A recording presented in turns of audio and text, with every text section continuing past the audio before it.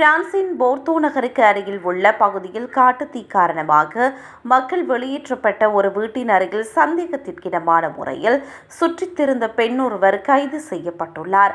கடந்த ஞாயிற்றுக்கிழமை மதியம் 1 மணியளவில் அப்பகுதியில் பாதுகாப்பு பணியில் ஈடுபட்டிருந்த போலீசார் 45 வயதுடைய அந்த பெண்ணை மடக்கி பிடித்தனர்.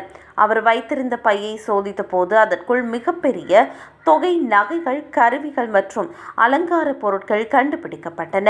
அந்த பொருட்களின் மூலத்தை அல்லது உரிமையை அவரால் போலீசாரிடம் முறையாக விளக்க முடியவில்லை. கைது செய்யப்பட்ட பெண் துனிசிய நாட்டைச் சேர்ந்தவர் என்பதும் உரிய அனுமதியின்றி நாட்டில் தங்கியிருப்பதும் விசாரணையில் தெரிய வந்தது.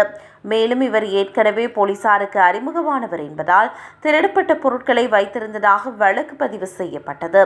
காட்டுத்தீ காரணமாக சுமார் 2,20,000 மக்கள் பாதுகாப்பான இடங்களுக்கு வெளியேற்றப்பட்டுள்ளனர். இந்த நிலையில் சிலர் இந்த சூழ்நிலையை பயன்படுத்தி தொடர் கொள்ளை சம்பவங்களில் ஈடுபட்டு வருகின்றனர். சனிக்கிழமை ஒரு வீட்டில் இருந்து 44 போத்தல் விலை உயர்ந்த மதுபானங்களை திருடிய மற்றொரு நபரும் கைது செய்யப்பட்டிருந்தார். தற்போது திருடப்பட்ட பொருட்களின் மொத்த மதிப்பு எவ்வளவு என்பது குறித்து போலீசார் தீவிரமாக விசாரணை நடத்தி வருகின்றனர்.